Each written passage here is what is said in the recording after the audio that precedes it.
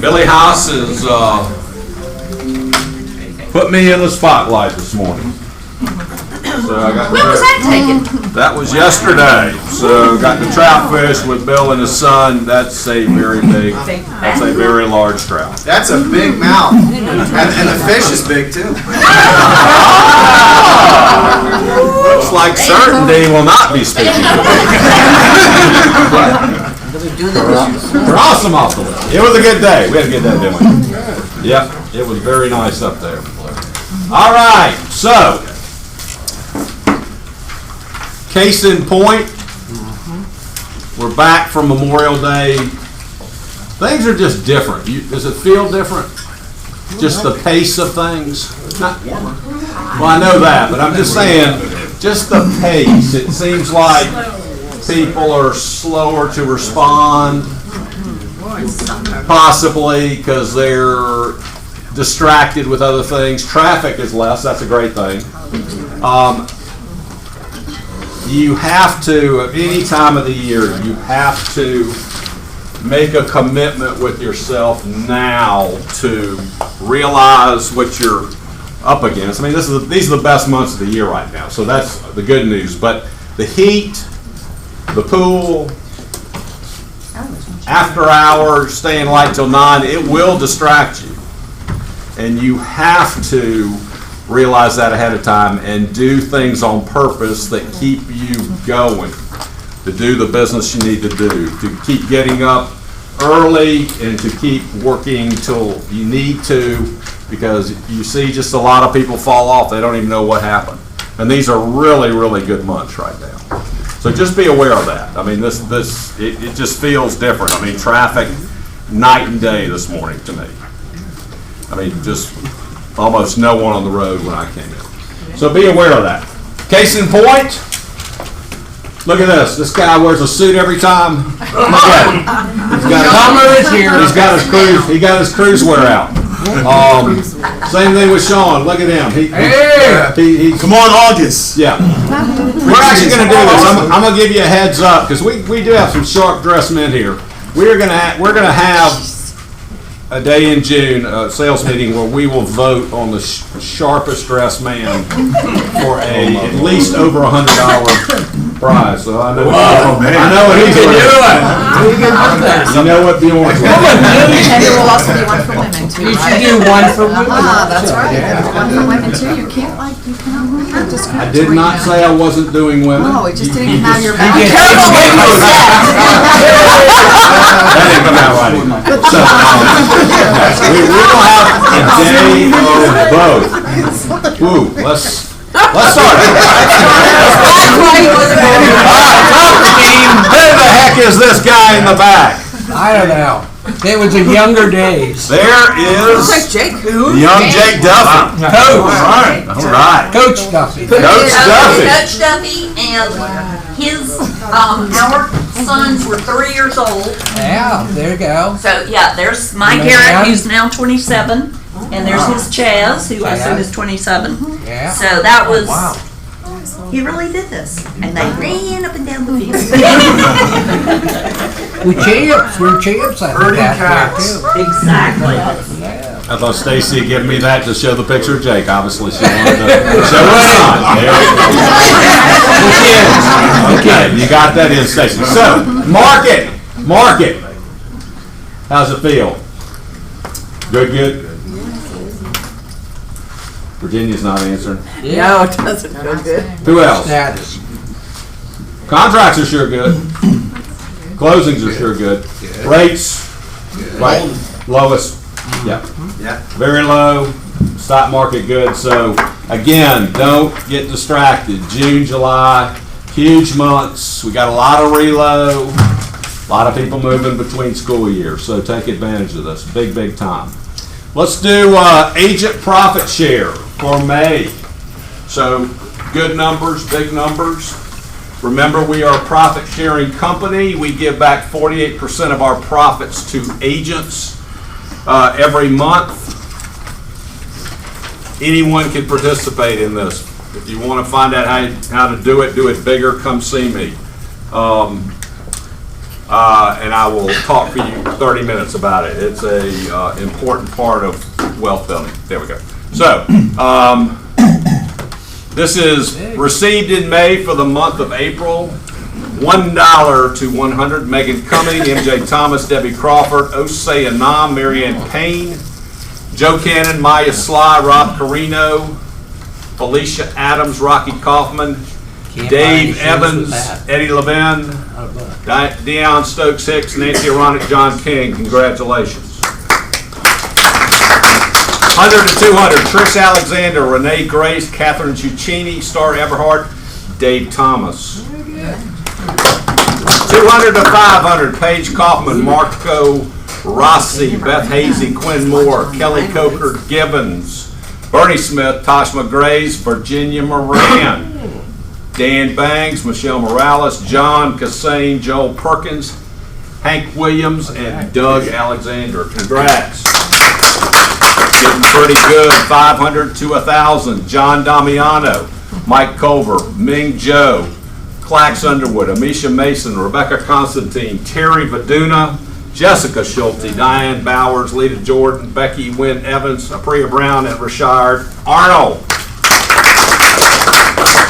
1,000 to 2,000. Lynn LaCroix, Loran Cowan, Jim McCarty, Wendy Yanev, Rachel Poor. Way to go, Rachel. Not no more.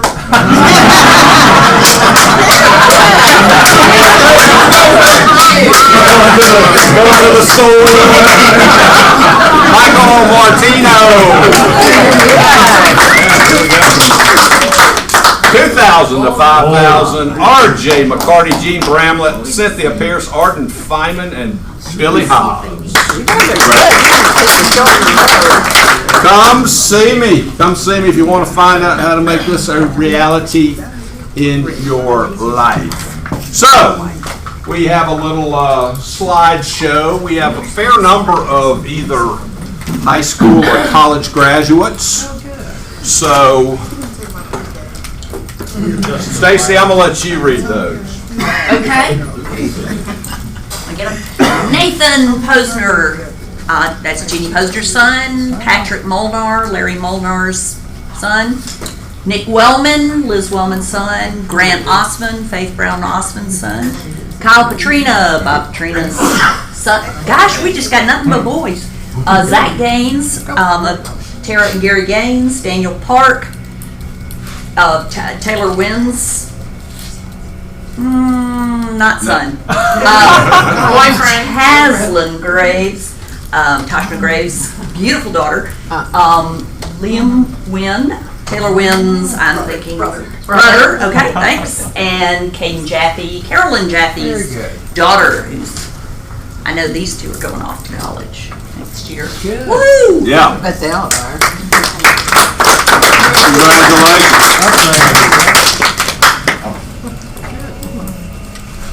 All right. Randolph, you want to go after me, before me? That's up to you, sir. Yeah, why don't you go before? Why don't we have a little certainty humbling? All right. Good morning. Everybody, Here, I'm sorry. Or your desk. sorry, yeah, thank you very much. I appreciate All that. right. I'm looking out. I don't see too many hangovers this morning. So, everybody have a good time at the lake or wherever you went yesterday? I know I did. Where'd you go? I in? went to the lake. Oh, you did good. Went to the lake. What lake? Lanier. A Little crowded, maybe? little boaty. Actually, it wasn't crowded at all. Yeah, I thought it was not bad at all. I think everybody was scared to go out. But we had a good time. Anyhow, I saw that the topic today was going to be had to do with some amendments and things like that on repairs. So I thought I would go ahead and touch on a lender's view on amendments, so that we could kind of have a few more things to discuss later. So number one, we've gone over this before, some do's and don'ts on amendments for your favorite lender. All right. Us. Yes. Little lead-in. Personal property.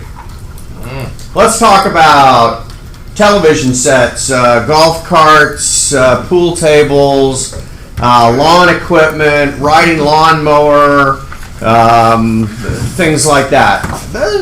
You guys understand those are personal property, it's not real estate, okay? I know that sometimes they're offered to sweeten the deal and so forth and so on. You know what? An underwriter knows that too, okay? So if there are large personal property items in there, highly suggest that unless you want those deducted from the sales price of the house, that you leave those off your contract. Those would be dealt with on a separate basis, okay? And I just want you to understand why. It's because we don't finance a television set over 30 years. All right? It's personal property. All right? And if you have it in there, it's part of the financing. So make sure that the numbers are sequential when you give us an amendment. If you give us amendment number 4, Cynthia, that means that we've got to have amendment number 3, amendment number 2, and amendment number 1.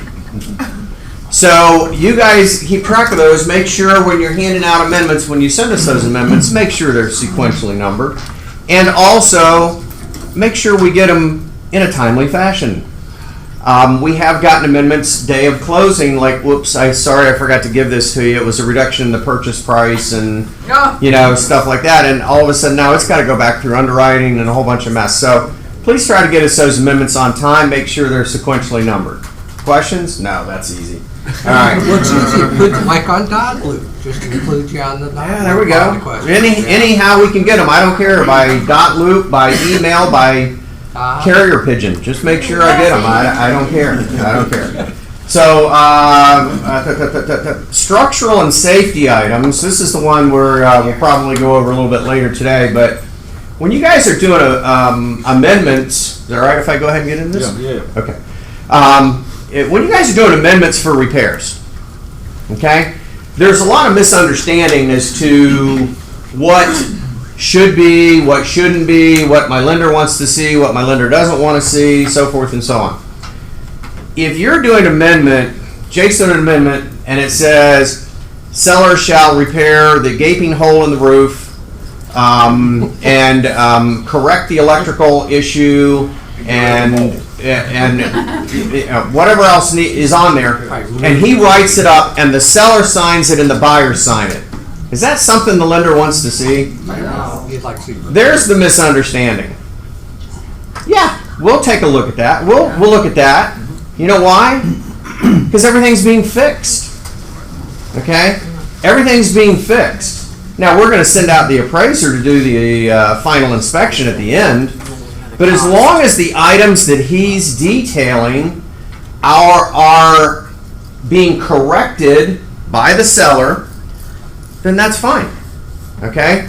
Now, where we get into a little bit of a problem is when Jake writes that amendment, it says, repair the gaping hole as referenced in the home inspection, page 3, paragraph 2, whatever, repair the electrical as referenced in home inspection, blah, blah, blah, blah, blah. Just so you know, when you guys reference the home inspection like that, it gives the underwriter the right, they're not required, but it gives the underwriter the right to ask for that whole home inspection. Okay? I've seen home inspections when I bought a house. Sometimes they're pretty scary. Okay? But if you got nothing to hide on that home inspection, then fine, go ahead and do it. If you don't want that home inspection in the hands of an underwriter, which I personally wouldn't, then I wouldn't reference the home inspection as part of those amendments. Okay? The other place we get into problem, take Jake's amendment, seller to repair gaping hole in the roof.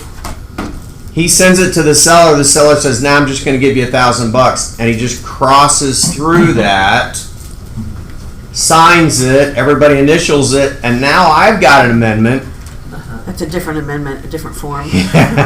Now I've got an amendment that says seller will not repair the gaping hole in the roof. Then I got a problem. Okay? Understand the difference? If it's being corrected, doesn't reference a home inspection, great. We love it, no problem.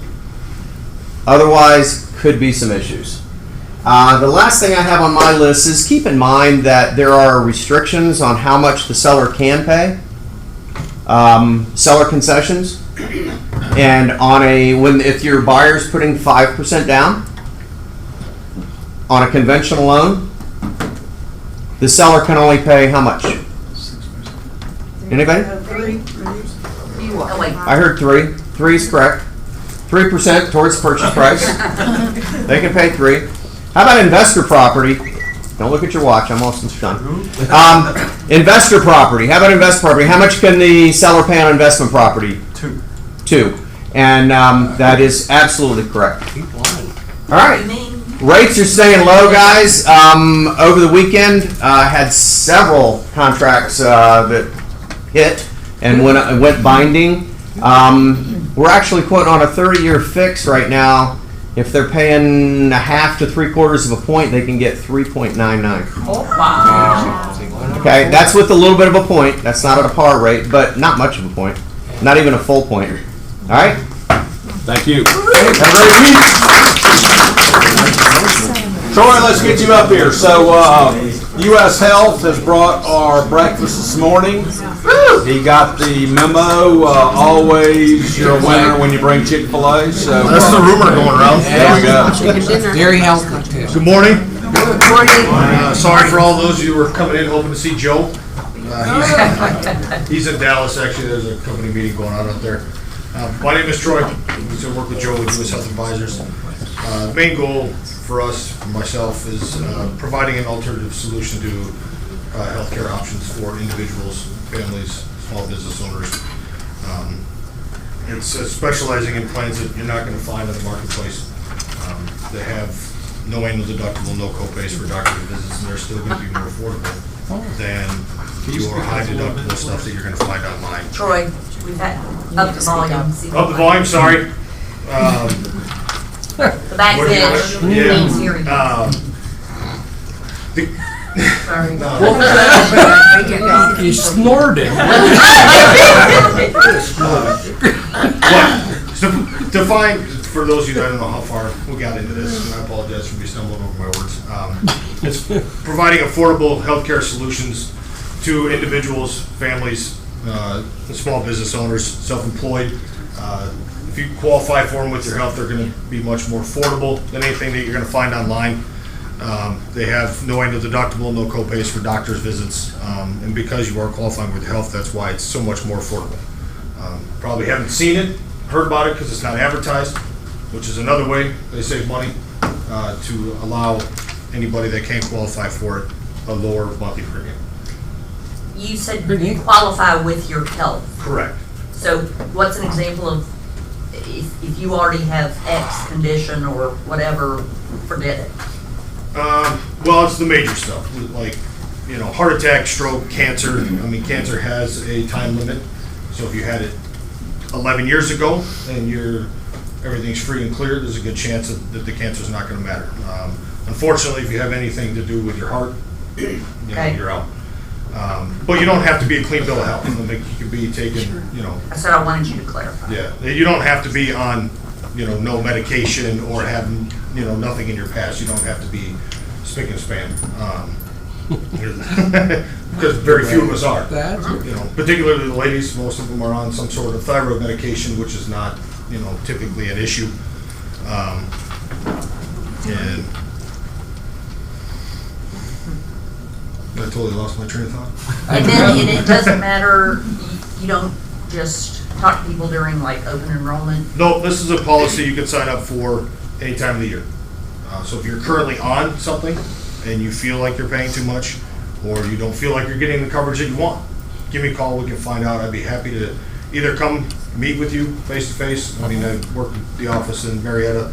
I live down in Noonan. I doubt any of you drive down there, but I'd be willing to come and sit with you, whether you want to talk over the phone or come into your office, and I'll do. There's no charge for my services. If you want to do a side-by-side, I'll gladly sit down and explain to you what you're getting. What is it going to do for you? Do you have other options that are going to be better? Let's find out where you're at. Great. Yes. I just finally blocked all the calls that have come in from all these different. Right. I finally blocked all of them, I think, right? How? So I got my block list is probably It's insane. They change the number My question every is, day. if it was to inquire to you, would you be sending information out to where No. it would be? Okay, all right. If you want to avoid all those phone calls, call me. If you jump online and Google health insurance or whatever, put any kind of information in, yes, I am part of that problem. I'm not gonna lie.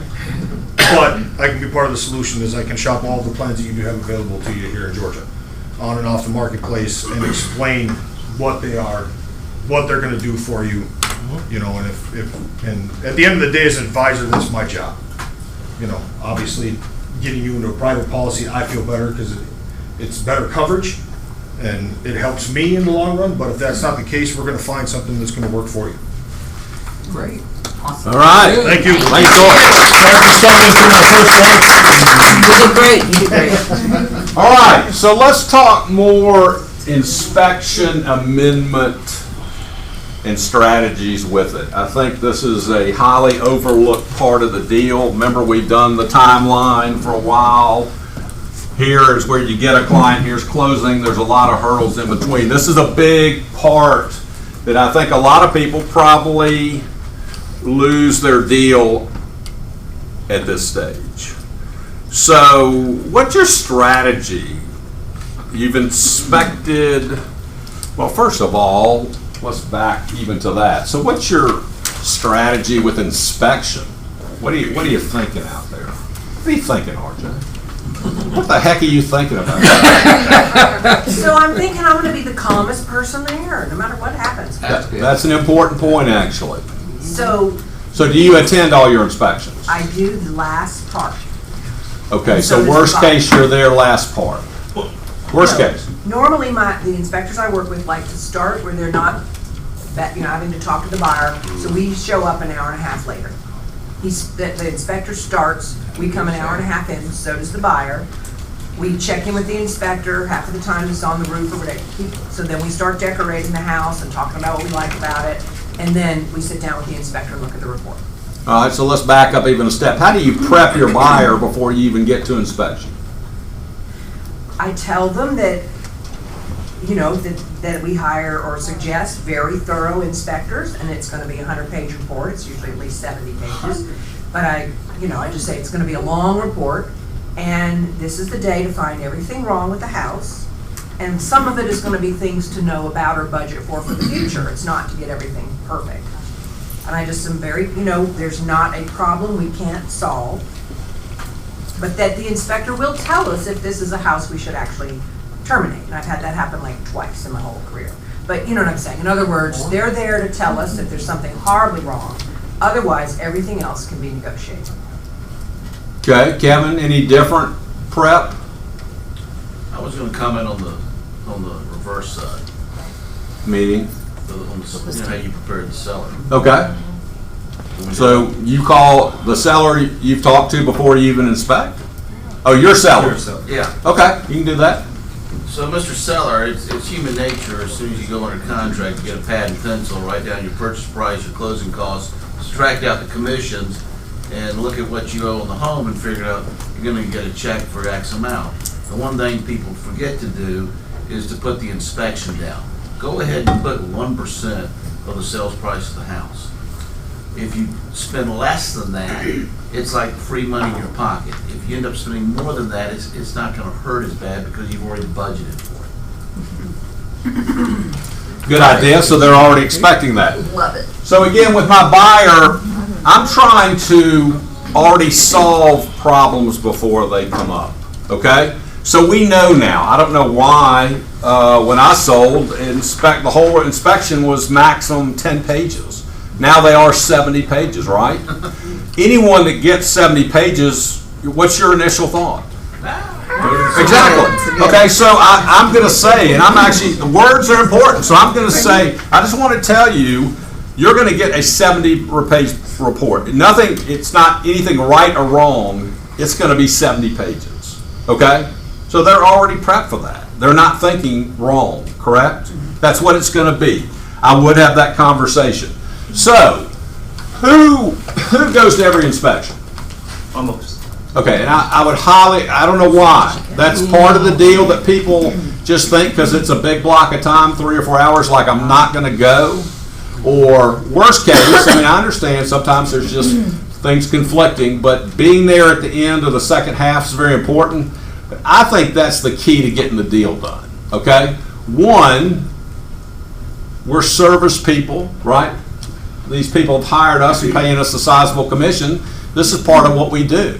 So you don't have to walk around with them, right? But I'm just saying, if you're there, you introduce inspector, if you know him, to the buyer, kind of explain what's going to happen. You can sit in the kitchen. You could do this all the time, check in every once in a while, but you're there, and they can show you anything.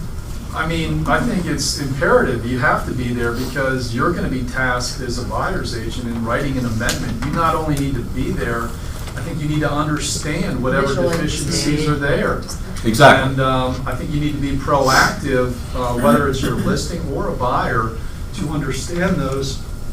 And one of my standard protocols is to always, go through the list and at a minimum, the items that are of concern with the buyer, get an estimate for those, try to monetize the deficiencies so you can better understand that and get on that immediately, because you usually got a fairly short fuse on your due diligence period. Correct. So there's a lot of things we're doing at the same time being there. One, it's impressive that we're there. This is what we do in this business. Two, I think a lot of times, even though it's a regular inspector we use most of the time, we're there to kind of run a buffer, okay? A lot of inspectors just use extreme words in non-extreme situations, okay? So in a nice way, realize the day of inspection, even though this is your best client, best friend, you are now number 2 in authority, okay? He's an inspector, you're an agent. So if you're trying to trump that inspector, it's going to go bad, okay? So he's the authority man. So not like, are you kidding me? I mean, we're not doing that. It would just be like, Bill, okay, so you say these floors are uneven. We're in Virginia Highland. Is that pretty typical in these homes? He goes, oh yeah, 98% of these homes have them. Okay, we're past that, right? This is typical. We just need to ask, and again, some inspectors will, some won't, but roughly how much would you say it would cost to repair that? So a lot of that can be done where we're already, by the time we're writing an amendment, our client is not just reading this and freaked out, but we've talked through all the stuff and they're comfortable with what it costs, the severity of what it is, and what it costs, and what the situation to repair it. And if you're new, I mean, this is, I think, whether you're new or seasoned, to bounce off the results to another agent, a more senior agent, or even if you're a senior, and get an opinion, some help in working through that on what you're going to ask for. It's just, once you see a lot of this stuff over and over again. Plus, you learn a ton. Yeah. I mean, and so, does everyone recommend their buyer be there? Yes. Highly recommend it. And I would just say, Bill, this is the best way for you to learn about your house. He's going to tell you things not right or wrong, but just how this operates, cut off switches. So I would highly recommend you wear jeans where you can get dirty, you can go in the attic and go in the crawl, learn about your house. Okay? And the more, both can come great. I know sometimes they can't be there. Okay? There's ways that we can kind of make them there. So, hey, your guy's traveling, he's in Chicago, we're going to FaceTime you. At least we can make it more real and go to places, show them this, where it's real stuff. Have them follow up with the inspector if they're unsure. Have them explain the process, even if they're there and present. Make sure they understand what it is that is wrong, so you can clearly write an amendment. Rashad. Just like RJ, I kind of go to my inspections kind of on the back end. But what I also do is I try to also schedule a 90% of the times a contractor to come out as well. So while the inspector is at the home, particularly an older home, I have a contractor that comes out and can give the buyers at that point in time maybe more hard, solid cost to whatever, like you were saying, those deficiencies maybe that could come up. So kind of put a lot of that at rest, because again, at that point in time, that's where the deal is either is made or terminated. Okay, Charlie? We've talked a lot about radon. I'd like to share quickly a situation my own son went through just this past week. He's selling a house over Collier Hills, late 20s construction, and the inspector on behalf of the buyer offered to do a radon test, and the test came out at 4.4. Well, if you look at the pattern though, there were two very big spikes of high readings on 2 mornings during a 48-hour period. And it turned out that, one, he's not certified to do testing, and 2, he didn't give them any information about the protocol that should be active during the test. And so I called Cooks, and they said, right off the bat, they said, was there a dehumidifier in the basement area? Yes. Was it on? Yes. Was there a dryer in the basement? Yes. Was it likely run? Yes, probably was. And he said, that's probably what caused those spikes. So what they've agreed to is a retest, which is in progress right now to be set today. And Cooks was very quick to react and help us with that. Yeah, and they're a vendor here, and they pointed out that most of these are done improperly. Just great, and but what I want to say is, if somebody's going to do a test, be sure they're certified, and be sure they tell the people the protocol to have. And one is turn off dehumidifiers and don't run dryers in the basement area. There you go. And a huge misunderstanding about radon is like what the cutoff's 4. You know, it's like 4 something picoliters per. 4.0. Right, 4.0. Okay, well, 4.4 buyers freak out. Okay, when again, I mean, we have radon here, but the real problem with radon, radon's limestone, and it's like the Midwest. You have numbers in the 50s or the 200s. Okay, and it's so funny because people like 4.4. It's like, yeah, and most of the time it's something like that. So that's a whole other topic, radon. All right, so let me ask you this. This can help out too. So you just inspected, okay? How many of you within the next 4 hours contact the listing agent? After the inspection. Yeah, they're You do. usually contacting us. Okay, what would you say? I would contact the listing agent every time within 4 hours. I just say the inspection went fine. I don't commit that, there's nothing wrong. And Right. that we're gonna get the report tomorrow morning or whatever, and so of course it'll take some time for them to talk, so we'll be in touch with you before we have a list. There we go. So here's an easy chance. Deals are common ground, right? We have 2 opposing forces, higher or lower. We're trying to meet in the middle, okay?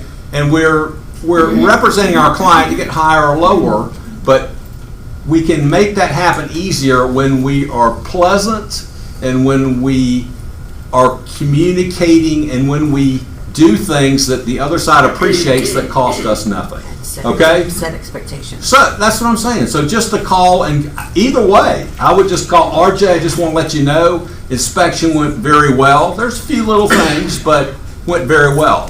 I'd appreciate that call, correct? And I also say sometimes there's nothing that we can't work out. There we Like, go. in other words, Oh, it right. may be costly Right. to the seller, but there's nothing we can offer. Right. Or I think it's an advantage to you getting tougher things worked out, bigger things. Seller's pretty freaked out if you call and say, RJ, I just want to let you know we inspected. There were some surprises there. And I would tell them what they are. They haven't received the report, but they already have a night to think about that before they get the report. Okay, but they're aware of it. I think it's a good either way to do it and appreciate it. Yeah, especially if there's a couple of. Right. things. Okay. So, what does your report look like? I think this is a real key. Okay? Let's just think psychology and mentality of everyone involved. So, I think a lot of people are lazy and just go fix everything on the report. Okay? That usually doesn't work well. Okay? They don't even know what's on the report usually, right? So what's your strategy? This is a key point. What's your strategy in putting in your inspection amendment?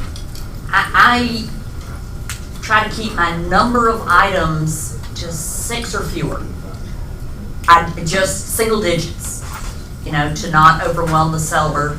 And I combine, if there are a couple of different electrical things, I'll just put them in one electrical. I think that's a key. The more numbers, I mean, just imagine you're on the other side. You're the listing agent, you're the seller. You receive 50, 1 through 50. You never even look at it, right? You're already like, we're done, terminate, right? I think Less numbers are better. even before that, I think you have, I kind of make my list, I go through it, and these are the things that I think are important. Right. You know, just based on my experience, but I think you talk to your buyer too, you say, you know, what concerns you on this report, and you get a feel for what they want. Sometimes you have different things, and sometimes you'll talk them through them, and say, you know, maybe you ought to think about this and not this, but getting input from your buyer is, I think, really important. Yeah, you should know what is absolute with them and what can go either way. But I think less numbers are better on the sell side. How do you present that? I mean, how many of us I think you have to have a conversation with your seller to go, what they're asking for doesn't matter. Because, I mean, almost every one seller goes, I'm not fixing that. It doesn't. It does. The final number matters. It's important to them. It might not be important to you. If we can get to the right number, it doesn't matter how we get there. Okay? And that's an important conversation ahead of time. That where you grew up might be different. You know, this guy, that was a big problem when he grew up. He's scared to death of it, even though it's not that big a thing here. The other thing I think is really important is having a conversation with a listing agent. I'm speaking from a buyer agent perspective, saying, you know, is your seller open to doing some type of concession, whether it's, you know, a monetary value that can be converted into a price reduction or closing cost. As a, you know, there's certain risks in that, but from a buyer perspective, you know, it comes up all the time. You get in and you ask for things to get done. Now, some things are cut and dry, but when they're not cut and dry, it's open for interpretation when you go back as a condition of close of those things being fixed. And whenever you can monetize it, and I tell the buyer, you know, if you can control these repairs and get them done to your satisfaction, typically you're going to be happier with the work done, and you may, if you get money, end up getting it done for less of an expense. It simplifies the whole process. It really, I mean, it simplifies it for the seller too, because then they're not dealing with contractors. So whenever you can go to that, it's just, I think it's a better solution. And I think, what is McCarty's your coach that you had, folks from the Petersons? Oh. He always advises that. Deal with monetary, not fixes, unless they're really cut and dry, black and white. And just to add to Bill, a few times I've sent an inspection report with the monetary amount of what it will cost from contractors that we feel we'll be comfortable with. And that way they know exactly what the price will be for that fix that we're looking to get. And if they don't want to fix it, obviously we can get it off the sales price. So, good point. So that's a key point too. I think money versus repairs is an art form. For argument's sake, getting money is usually better just because your people are doing it with someone that they've chosen. Sellers are usually going to pick the cheapest. Right. Okay. So, but we need to have accurate numbers depending on what the repair is. Sometimes we want our guy out there. So let's just say HVAC. Inspectors like to say we want further evaluation. They see things that could be a cracked heat exchanger or something more significant. So you would want your person out there, right? And if they're going to repair it, I would ask for them to repair it per the receipt, the quote of your people are going to do it, right? Per the quote, because now you know who's doing it. Okay? Yeah, I mean, getting back to monetizing it, one of our preferred vendors, Brian Lowenthal, Full House Handyman, you sent him your list on the punch list, whether it's your buyer or seller, within a very short amount of time, within a day or two, he usually will give you a line item quote of firm pricing. Some of the things he'll defer because he can't, because they don't send anybody out. He just does it off of the inspection list. So many of the items he's seen before. But that gives you a monetary figure that you can work with, that you know what you're dealing with. Whether they end up using him or not, it's still very helpful. Correct, and Munir will do that too, I would say. So again, we can ruin deals when we start trying, and again, understanding where to monetize, where not. Again, when you're saying you want soffit repaired, when it's interpretation whether that's a good job or not. Generally, wood rot, woodwork, a lot of times doesn't turn out well. I mean, it's not done to the buyer's satisfaction. Another key is trying not to come up with, let's just say you have 10 things we're trying to get money for, not breaking those out for the other side per item, because you're gonna, it's an endless tunnel that you're arguing, well, no, it's this price, no, it's this price. Give them a total number, you're gonna get there a lot faster, where we're not trying to, our guy says it's this price, our guy says it's this price. Just, we're trying to come up with a total number. So we can talk and talk. This is a massive topic, okay? But it's an important part of this deal and getting it done properly, okay? We might continue more. There's more to talk about. All right, so we, Stacy, why don't you call these out? So, $1 Million Club, $1 Million Board banquet back in early March, but we just received the certificates. So that's the way they operate. So why don't you call? Really nice. Why don't you call these folks? All right. 2008. I'm going to do the 2018 members and then the life members. Miss Nicole Ambrose.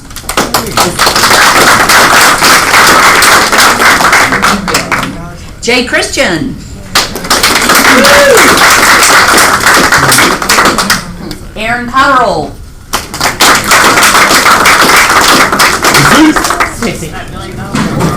Okay. John Ellis.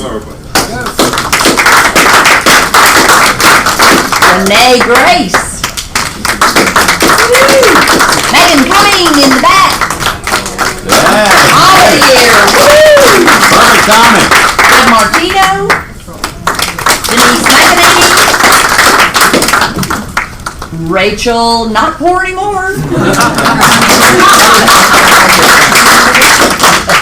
And Ming Joe. And our life members, Cynthia Desavia Pierce. What's a life member? An old person. You're still alive? Mike Martino, what's the number? What's a life member? 3 years in $1 million. 10 years. R.J. McCarty. Virginia Moran. Kevin Probst. And Becky Deal.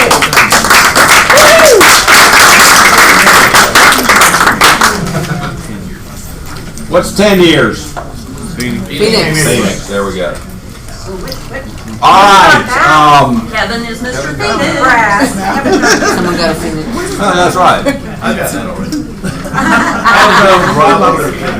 You did. So Kevin, 10 years. That's awesome. That really is awesome. All right, Paul. I'm surprised you're here. It's a busy week, right? Yes, Yep. Y'all doing 30 a day? 30 a day. Are you? No. No. Maybe in total. I don't know. That's what I'm saying. Oh, absolutely. More than 30 probably within all the offices, but just out of Ashford Okay. would be 30. Okay. Just We would need more attorneys if that were the case. okay. There we go. Just give you a name. All right. Busy week. Yes, indeed. Paul Yaku with Ganix. As always, thank you for your continued business and support. Last week, or not last week, but last time I spoke, I talked briefly about title insurance, in particular, the closing I had with the Martinez. Just want to piggyback off of that and talk about titles just for a brief moment. When we do title searches, it's the search of the property, the land it sits on, and the parties in the chain of title, including the buyers who are not yet in the chain of title. It's important that when you request a legal description we typically send that to you in the form of the last deed of record. And that'll tell you who the seller is and how they took title under what particular name. Someone could take it under one name and then sometime after that get married or divorced and have a name change. With that having been said, it's important that we know the name change as well as the former name when we do our title search and when we request title from our title examiners. Because one could have a lien against their former name and not against their current name, or vice versa, or both. And if we don't know that they were once known as this and now known as that because of a life-changing event, we could miss a lien and not collect and pay it off at the closing, in which case now your buyer has a lien on their title policy and they would have to file a claim, which then comes back on us and we take a loss. So having said that, it's really important that, in particular if you're dealing with, a female seller, they've had a marriage, a divorce, whatever, we'll request death certificates, we'll request marriage certificates, but we need to have that information sooner the better so that it doesn't cause a delay in the closing, so that we can make sure our title examiner runs a docket search on every name they ever took in their lifetime. And that's it. Thank you again, guys. Yes. I tell you, we're very fortunate to have Gannick.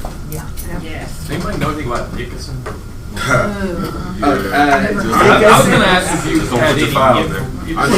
The only thing that we know is that if you look at their website, it's shut down. Apparently, they decided to or inadvertently did not pay off certain loans on, for sellers. There's some wire fraud stuff. There's some wire fraud. They, I think, didn't pay the title insurance premiums that were being collected on the settlement statements. So people have title policies that,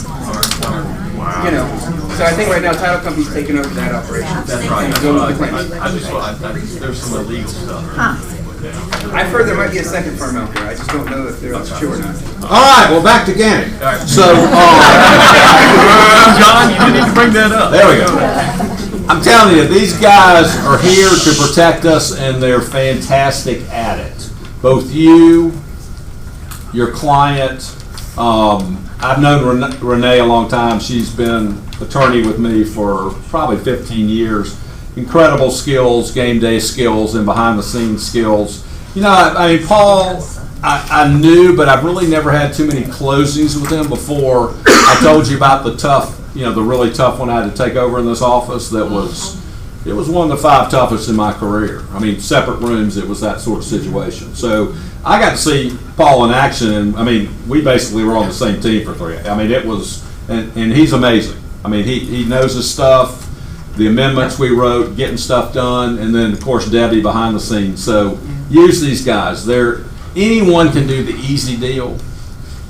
It's when things get tough and the stuff you don't even see, which is invisible. So after the closing, there's many firms that don't record stuff. These guys do everything right. So thank you. Thank you. Yes. Paul is a superstar. And he even responds to me during weekends. And he's awesome. Super. Thank you, Judy. All right, so we're at time. What do we got in listings and Carolyn? I have a condo in Brookhaven. Any more details to that? Park at Ashford, 21. Okay. 218. 218. Great Okay. condition. All right, Jack. My tip of the day is go out of town. We have 3 new listings coming on this week. We were out of town last week. 1.5, just under 1.5 in Brookhaven. House is a couple of years old, beautiful pool, it's fantastic. And we have one coming up in Dunwoody at the end of the week. It's going to be probably 665 in that range. The different thing about that house is that it has a master on the main, and this would be for somebody that could be an empty nester or what have you, because it has a regular two-car garage, and then it has an extra 2-car garage and workshop. So this particular gentleman collected cars, someone that wants an art studio. I mean, this other building is heated and cooled. I mean, you could do a lot of cool things with it. So it's on a cul-de-sac, it's a beautiful home, and the home is updated. But this extra garage is kind of interesting. Yeah. And then we have a third one in Decatur. Actually, we haven't priced it yet, so I can't tell you how much it is, but around 200-ish. They're good price. Yeah, so the old adage in real estate, if you want to get busy, just leave town. It's amazing how stuff happens. How Kevin, many anything? bedrooms and bathrooms is I got a new listing in Dunwoody, 5 bedrooms for less than 400 in Dunwoody Elementary School, which, you know, you look in Austin, Maryland, and Dunwoody Elementary School, there's 6 homes less than 400, so it's kind of a uniform. And it's got semi-update. 5 bedrooms. I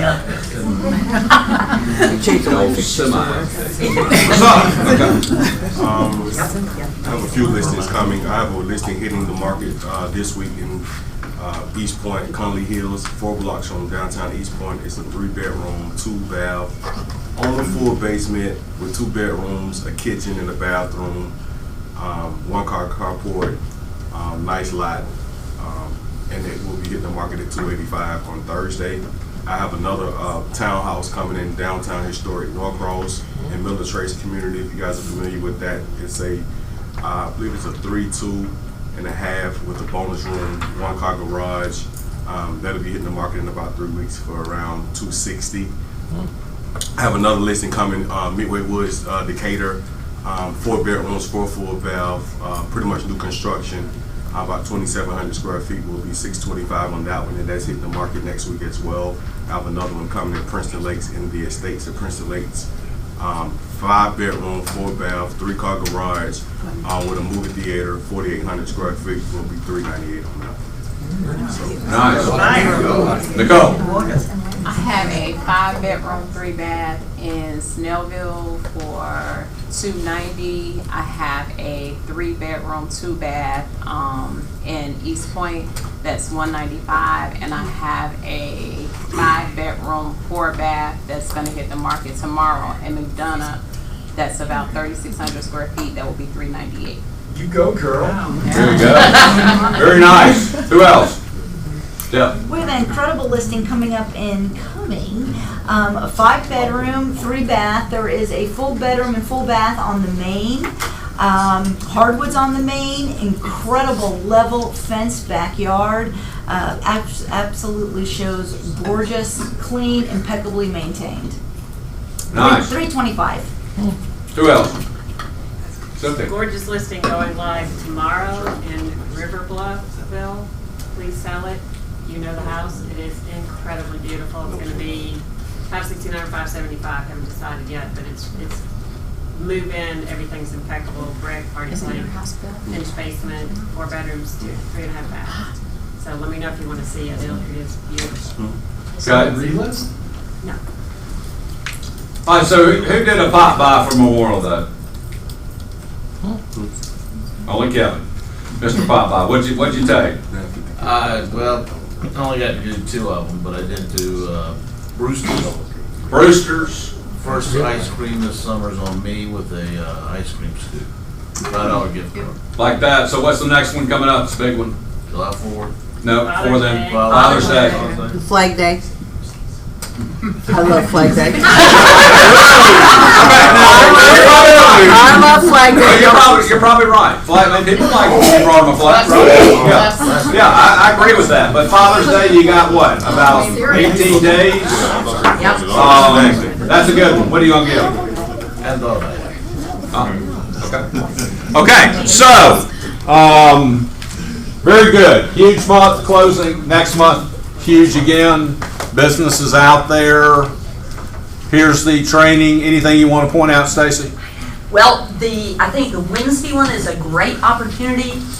This is D.S. Murphy coming, and the title makes it look kind of wonky, but it's basically understanding what appraisers look for, don't look for, how they operate, and we got plenty of people that could stand to get educated from, and D.S. Murphy, I know what everybody said, they're the best in the biz. And for those who haven't yet launched their Playster website, this Thursday with Scott, it is 3 hours. You will leave with your website up. Yeah, this is a huge one. Come to this. I mean, we just talked about inspections, but understanding the appraisal process and what they value, what's a plus, what's a minus, huge. These guys do a great job. All right, summertime is here. Go get them. Y'all have a good one. John.